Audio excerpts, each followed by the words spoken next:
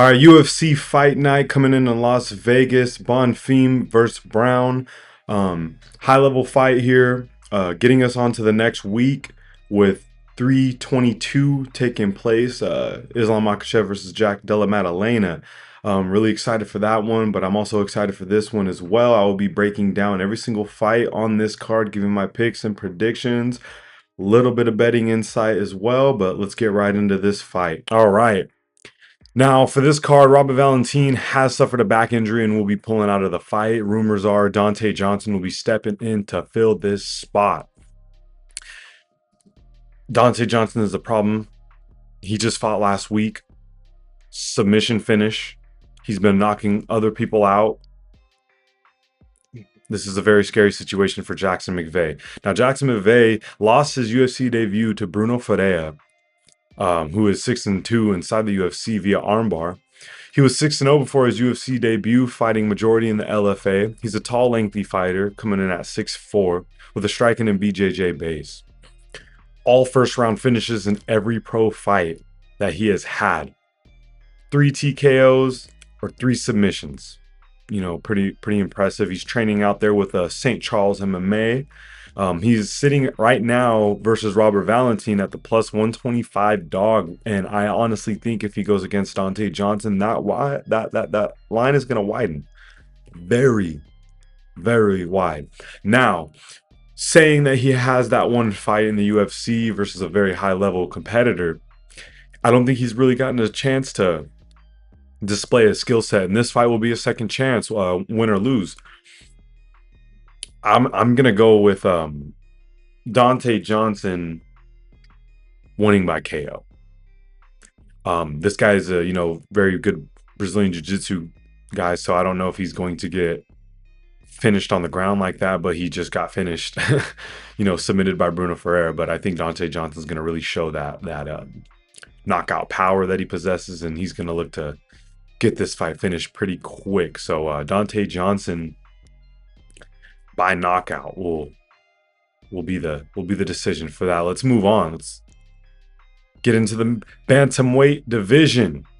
Miles Johns versus Daniel Marcos. Now, Miles John is coming in 6-4 in the UFC, undefeated outside the UFC, fighting mostly in the LFA.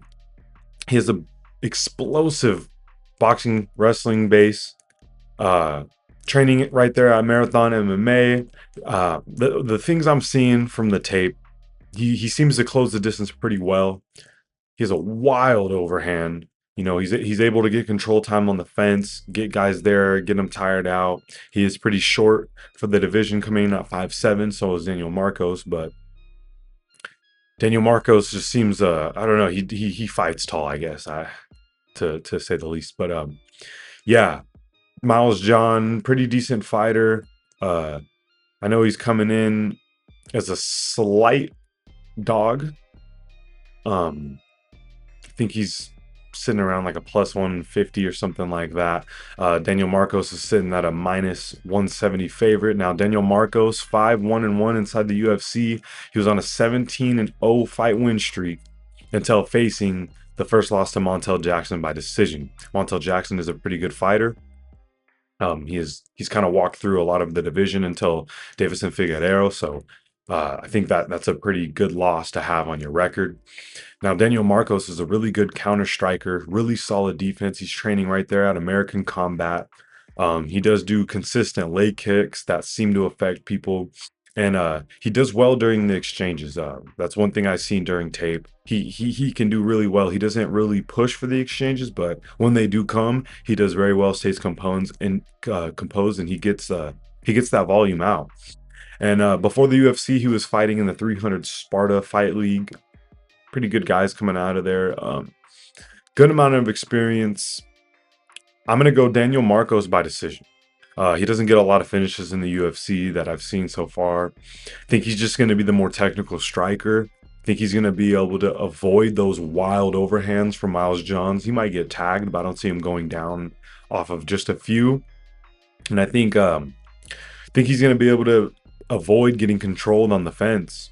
And Miles Johns' game plan for that I hope that's his game plan. I don't see him being able just to sit there and trade, or Daniel Marcos being, dumb enough to sit and trade in the pocket with him. So we're gonna go Daniel Marcos by decision.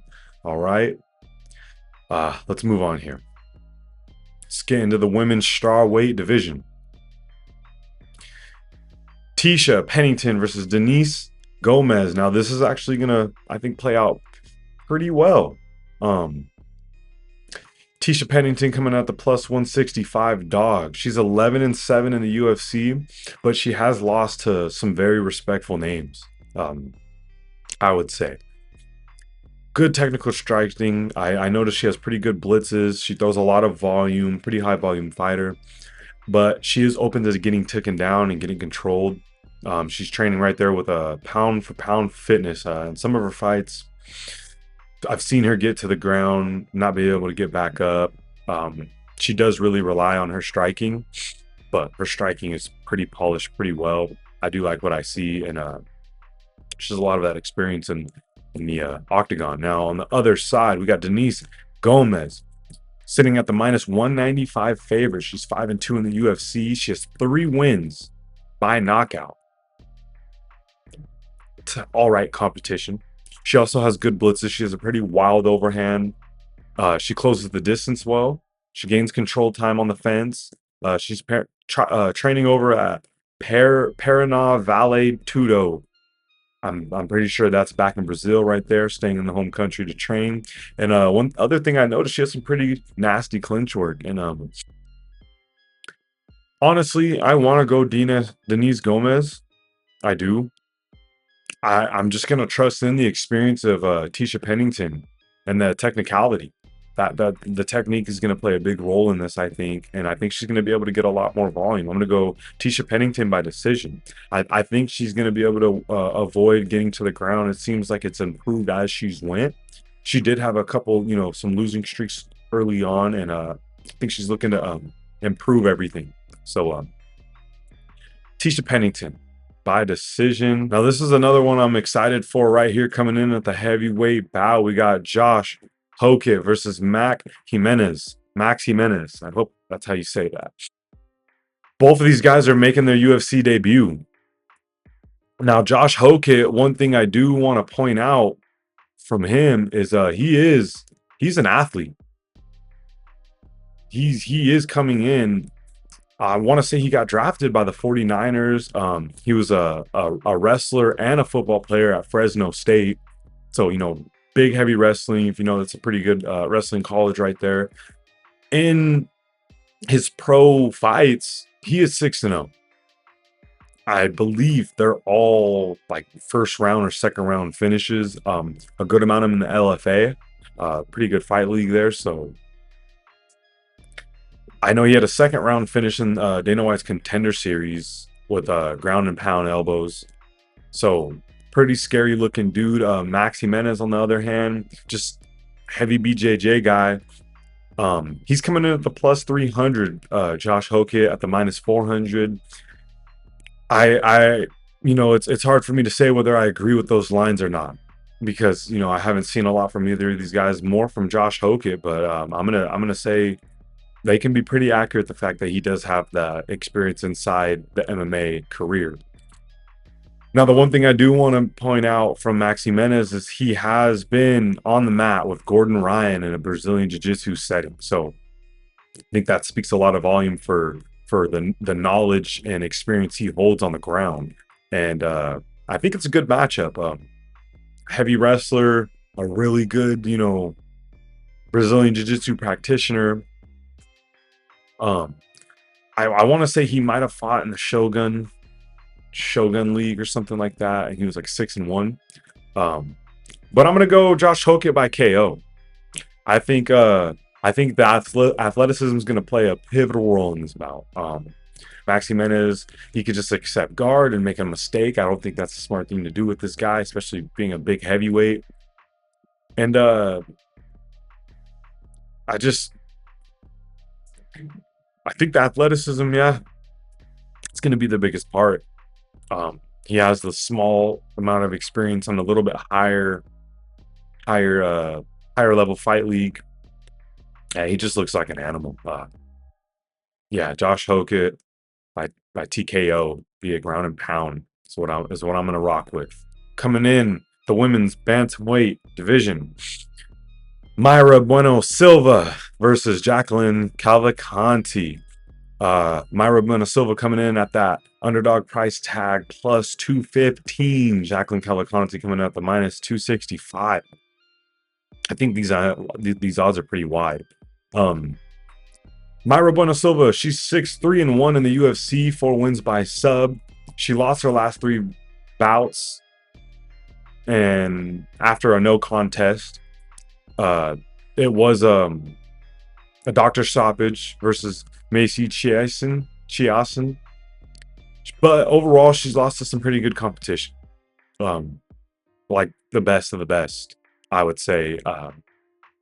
Good girls in the bantamweight division.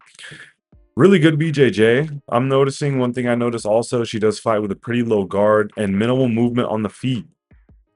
But she is training right there at American Top Team, so she could be improving on a daily basis, just getting better. But I think that experience in American Top Team, it can play a role in this. She does tend to accept guard too as well, kind of just messing with pressure wrestler fighters. She does have that tendency, so I don't know if that'll get her in trouble or not. Now, Jacqueline Cavalcanti coming in 4-0 in the UFC, all decision wins, but I would say versus pretty low-level competition, this is going to be the biggest step up she has had in her career, for sure. Now, she was fighting in the LFA before the UFC. She's training over there at Syndicate MMA. She has solid kickboxing. She's pretty tall for the divisions, coming in at 5'8". I think, yeah, on here it's 5'8". And I would say her grappling hasn't really been tested a lot in her career. One thing I do want to say is she beat Melissa Croden in the LFA. I think Melissa Croden's a really good fighter. I called her winning in her UFC debut. I didn't think she was going to do it in that fashion, but she's a really good fighter. So that is something that I look at with Jacqueline Cavalcanti. Seeing that, it speaks merit for me. But I'm gonna go Jacqueline Cavalcanti by decision. I want to go Mayra Bueno Silva. I want to go with the experience. I want to really bad.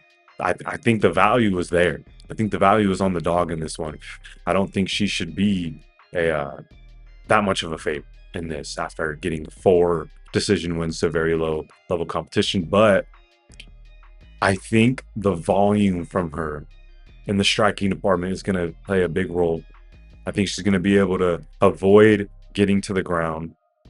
And again, that win with Melissa Croden in the LFA is something that I really like by her. That's a big reason why, I'll be honest. That's a big reason why I'm picking her. So yeah, Jacqueline Cavalcanti by decision. All right, let's move on to the next one. Adrian Yanez and Christian Quinones, as of right now, to my knowledge, that got canceled as well. So we're gonna go ahead and we're gonna skip that one. And we're gonna get into the featherweight bout. Hyder Emil versus Jamal Emmers. This is gonna be a pretty good one. I really like this matchup. Hyder Emil sitting at the minus 140 favorite. Jamal Emmers coming in at the plus 120 dog. Now, Hyder Emil, he's 3-1 in the UFC, 2 of the wins by knockout. He did suffer 1 loss to Jose Miguel Delgado. I know he's coming off a loss to Nathaniel Wood, but that guy is the real deal. He's really good. He still had a great performance versus Nathaniel Wood, and that's Hyder Emil's only loss in the UFC. I really like that's his only loss. He was fighting in the LFA and Bellator before this, so a lot of fighters who have that PFL Bellator experience, that's almost like having UFC experience in a sense. It's not the exact same level, but those are the 2 highest levels. So that speaks a little volume to me. He's training over there at Scrap Pack MMA. He has KO power in his hands, fast boxing combos, and he has pretty decent wrestling from what I've seen in the tape. And he's not afraid to exchange in the pocket. He's really not. He does really well. And on the ground, he's going to give you submission looks. He doesn't have any submission finishes in the UFC just yet, but there's a possibility.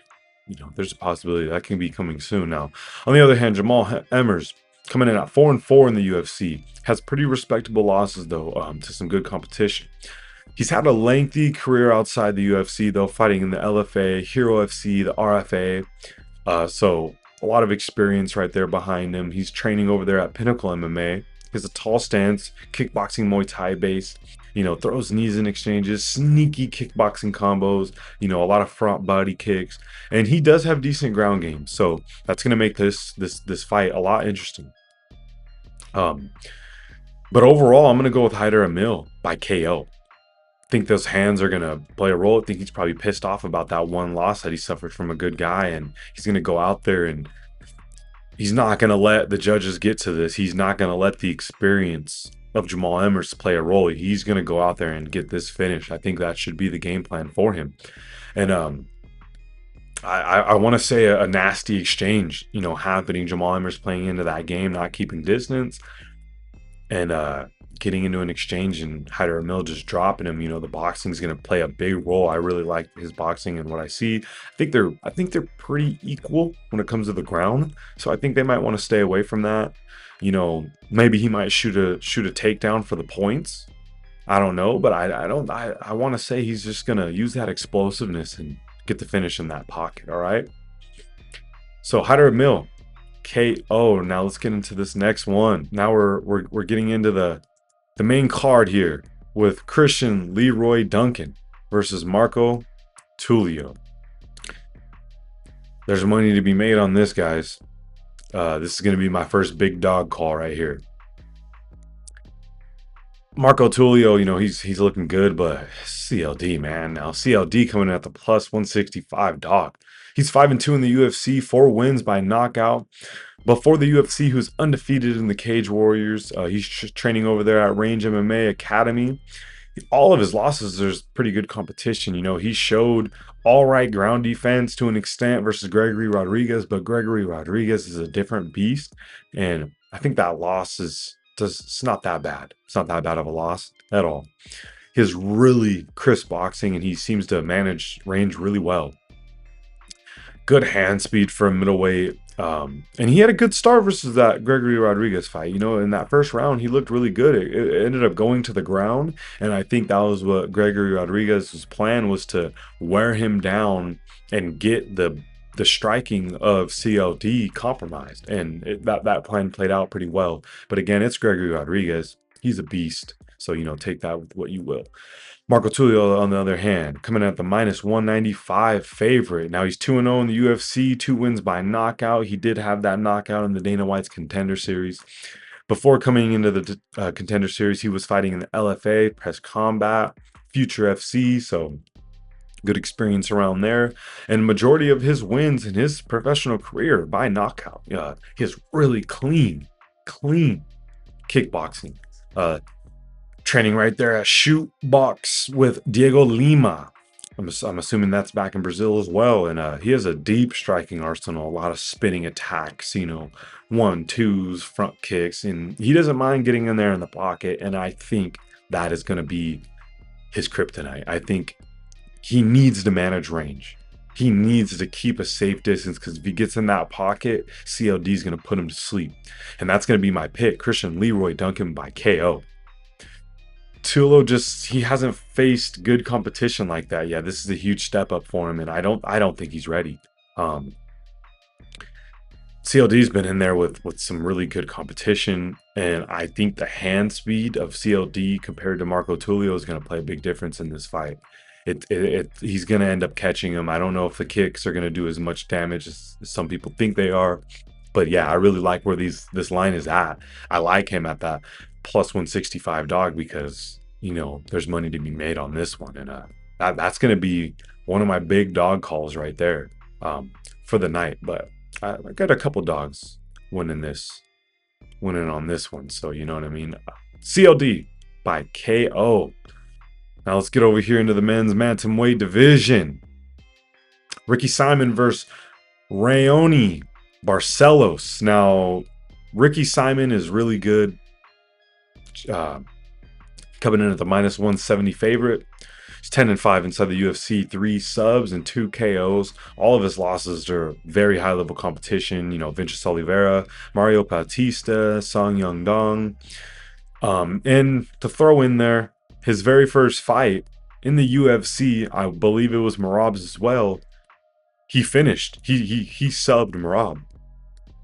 So take that with what you will. But you know, that goes to show his skill level. Merab's improved tremendously now, and he's now the champion. But just wanted to throw that in there. Another good thing on the side of Ricky Simón is he is training at American Top Team out there in Portland. He's a big pressure fighter, explosive takedowns, pretty elite wrestling, elite boxing, quick boxing hooks, well-timed takedowns. Overall fighter. He looks really good out there. Coming off a win. I really like what I see from Ricky Simón. On the other hand, Raoni Barcelos coming at the +140 dog. He's 9-4 in the UFC with 2 KOs, 2 subs. Previously fought in the RFA. He's training over there at Top Brother MMA. He does have a loss to Umar Nurmagomedov and Kyler Phillips as of late, but he has 3 impressive wins in a row. Christian Quinones, Peyton Talbot, and a washed Cody Garbrandt. So, it's sort of impressive. But he had a little dead area in his career, and he seemed to be bouncing back pretty well. Especially, I like that Peyton Talbot win, knowing that he could take out some young competition. It looks really good. Doesn't really get the KOs though with the higher level competition, and I would say Ricky Simon is that higher level competition, but he does have really fast combos, nasty leg kicks. He's also an elite grappler. Poses a lot of submission threats. One thing I do notice from him, he has pretty good cardio. He looks really good in those later rounds, and he is a chain wrestler. He will keep shooting the takedowns, and I don't think he cares if it's Ricky Simon. I think he's gonna keep shooting on him. But to be 100% honest, I think in those opening rounds, Barcelos is gonna really have the speed advantage. This is a chance to see the cardio. I think his might hold up a little bit better, but then in those opening rounds, I see him having the slight speed advantage, and I'm gonna go Barcelos by decision. I think he just has the lengthier MMA career overall, outside of the UFC.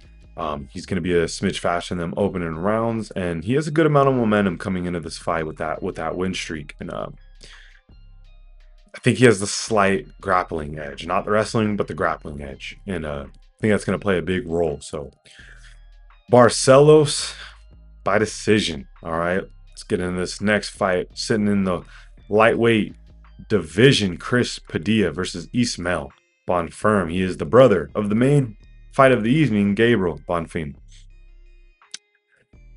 Now, Chris Padilla coming in at the +170 dog. He's 3-0 in the UFC, 1 TKO, 1 sub, 1 decision. I would say he had a shaky regional scene career in the RFA and the UNF. He does have 1 Bellator fight where he did lose, but he still got to the Bellator, so enough noise in the regional scene to move up there. He did find a good rhythm though with a 6-fight win streak, getting him more promising opportunities to get here to the UFC, and he's here now. He's training over there at Fight Science MMA.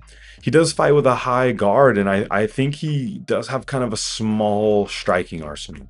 I don't see a lot of different moves that he has, just kind of a 1-2 body kick for separation. That's all I really see. I don't really like the arsenal that he does possess, but he does have some pretty explosive takedowns, but he's really open to leg kicks as well. As that's what I've noticed watching tape. The leg kicks seem to show a lot of damage just from his body language and gestures. On the other hand, Ismael Bomfim coming in at the -200 favor. He's 2-2 in the UFC, 1 KO and 1 decision for his wins. He has a unanimous decision in the Dana White's Contender Series. He did have a KO win over Terrence McKinney. I know a lot of people are knocking him out, and that's just the fighter he is, but pretty good KO. Shout out Terrence McKinney coming in from Washington State. But for the UFC, Ismael Bomfim was fighting in LFA, Jungle Fight, Brazil Fight League, other ones. Training over there at Serrato MMA. He has 2 losses to pretty good competition, Benoit Saint Denis and Nazim Sadikov. So, those 2 losses I think in the UFC look really good. It's not like they're nobodies. But the things I notice about this guy, he has very crisp boxing, very explosive boxing. It looks scary, and I think that's going to be a problem for Padilla here. Good pressure wrestling, seems to defend takedowns really well. We'll see how that plays out versus the explosive takedowns from Chris Padilla. And at one point in his professional career, he went on a 13-fight win streak. So it doesn't really matter where you're at. 13-fight win streak is a 13-fight win streak. That looks pretty good. And he does possess the submission and KO threat. Overall, I'm going to go Ismail Bonfim by submission. I think he's going to be able to get this fight to the ground and get it against the fence, or possibly get taken down and throw something up. I think he's just a little bit more explosive than Padilla, honestly. And I haven't seen the greatest defense from Padilla, but I also think Bonfim's just a little bit more technical. And I think that defensive fighting strategy that Padilla holds is not going to get the job done. I think Bonfim just has enough experience in the cage to be able to pull this off and get that submission win. I think he's going to really showcase his skills. I have a lot more faith in him than his brother right now, I'll tell you that much. But we don't got to talk about that right now. All right. But yeah, Ismail Bonfim by submission. Let's get on to the next card. Muslim Salikov versus Uros Medik. Uros Medik is looking really good though, but Muslim Salikov coming at the plus 140 underdog, 9-4 in the UFC, 5 KOs, 4 decision wins, fought in multiple fight leagues before the UFC, so a lot of good amount of experience. I think there are a lot of Russian leagues over there in that scene. And he has losses to some respectable competition like Randy Brown, who's on this card, Nicholas Dalby, and Li Jinglang. Are all really good fighters. And Salikov is a really, really good guy, really good fighter here. Some things I noticed, he does have really good wrestling. I think it speaks a lot of volume that he trains in Dagestan. I think they're all on a different level of grappling, and it's showing right now in the UFC. And the thing to watch out for right here is the Kung Fu spinning heel kick. They call him the king of Kung Fu for a reason. That spinning kick is deadly. He's shown over and over again to be able to finish guys with that. So that is something to look out for. Little betting insight right there. Muslim by KO. Definitely some value there. That's always a factor right there. Now I do question his cardio somewhat. Kind of seeing he gets a little tired in the later rounds versus these good guys, but he's older. He's about 40 years old. But yeah, overall, it just has some pretty good technical striking. On the other hand, Uros Medic coming at the minus 170 favorite. He's 5-3 in the UFC with 5 KOs. All 5 of his fights in the UFC are KOs. And he has the 2 KO losses and 1 sub loss. He's fought in the AFC before the UFC. He's training over there at King's MMA. And he's lost to small right competition. Not the best, not the level of Muslim, but definitely some all right competition. He has really good footwork. That was one thing I noticed. He likes to move around and utilize that footwork to get his strikes off. And that movement is very well. And I really like that from him. And he utilizes the range well. So, that could help him out in this fight a lot. I think he will have the high end and length reach advantage. But one thing I did see by this guy is he got controlled by Orobai, and a good portion of their fight where he ended up, I think, defeating him. Might have knocked him out, but that worries me right here. And I think Muslim Salikov is gonna capitalize on that. I'm gonna go Muslim Salikov by decision. Now it's a wild take. I wanted to go knockout, but I think the movement from Medic, he's going to be able to avoid that spinning heel kick. Who knows, if he tries to get in a pocket or start getting a little too comfortable, that's still open. But I'm going to go decision. I think Muslim Salikov is going to look to get this fight to the ground. I think he's going to realize that Medic has the speed advantage and has very excellent, kickboxing. And I don't think that Muslim Salikov's going to be able to get off that spinning heel kick versus him. I think he's going to really look to get this fight into the ground. And also, I haven't seen a lot from Medic's, grappling besides that one fight where he got controlled pretty heavily. So Will Muslim Salikov's cardio hold up? Or will he get tired and not be able to get those takedowns off and get finished? So I would say either of these guys can knock each other out. It's open. It's definitely open, and I want to say that. I just see kind of Muslim Salikov wet blanketing Uros Medic and getting in the win by decision. Brave take, but that's what we're taking. That's what I do. All right, let's get into the flyweight division. Matt Schnell versus Joseph Morales. Now, Joseph Morales coming in at a hefty favorite, the minus 330. Him and Josh Hockett are the two heaviest favorites on this card. He's coming in 2-2 in the UFC with 2 submissions. He fought in the UFC back in the day, around 2017, 2018. And he's looking to make his return after becoming the Ultimate Fighter champ with a 5-fight win streak, getting his way back into the UFC. He's training over there at Team Alpha Male, pretty good, known gym. So speaks some merit right there. Before the UFC, he was fighting in Cage Fury, Global KO, and Cage Warriors, some pretty also well-known leagues. So really good look right there for him. He does have really clean boxing, and he is a submission artist. He has shown that in his career to get the submissions off. He has a lot of submission wins, and I think he's been making some major improvements, and it's showing. He's back in the UFC, and when he did fight in the UFC, he lost to some pretty good guys. So I don't want to knock him for that. And I think he's been working on the ground game a lot more and looking to really improve it. And I think he's ready. I think he's ready to show and ready to go on a streak and show he's ready for the UFC. On the other hand, Matt Schnell coming at the plus 260 dog, 6-7-1 in the UFC. Most losses to great competition, not good, but great. Steve Erceg, Alexandre Pantoja, Cody Durden. So really, really good losses. I really like those. Before the UFC, he was fighting in the LFC GFA. And he has, in his time, 5 KO losses. So he seems to be a bit chinny. He's training over that Fortis MMA. He's a scrappy fighter is what I see from him. He likes to get messy, not afraid to exchange at all. Pretty relentless boxing. It is clean at the same time, though. So I do like that he's not just a wild thrower. He seems to use that technique, but also get in the exchanges. So he's still a dog, but still technical. So we like that. One thing I do notice, though, he tends to leave his chin up. And I think that's going to be a big issue for him. I'm going to go Joseph Morales by sub. Now, I think he's going to be able to catch him. Drop him, get on top, and finish him with a sub. That's what I'm going to call. He's showing a lot of improvement. I think this is a lob from the UFC to Joseph Morales. I really think so. I think they want him to succeed, him coming back in. Good story, and giving him Matt Schnell is a little bit of a lob. So, I really like that line movement. I like the odds. Could be a little less wide, but think they're pretty good. All right, now let's get into the main fight of the evening. Now it's gonna be a banger right here. Gabriel Bomfim versus Randy Rude Boy Brown.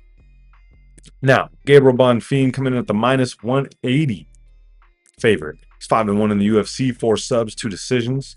He has 1 KO loss to Nicholas Dalby, and then if Randy Brown just had a KO against Nicholas Dalby. So a little MMA math right there. Before the UFC, Gabriel Bomfim was fighting in the LFA, Samurai Fight, pretty high level leagues right there, and he's a submission specialist.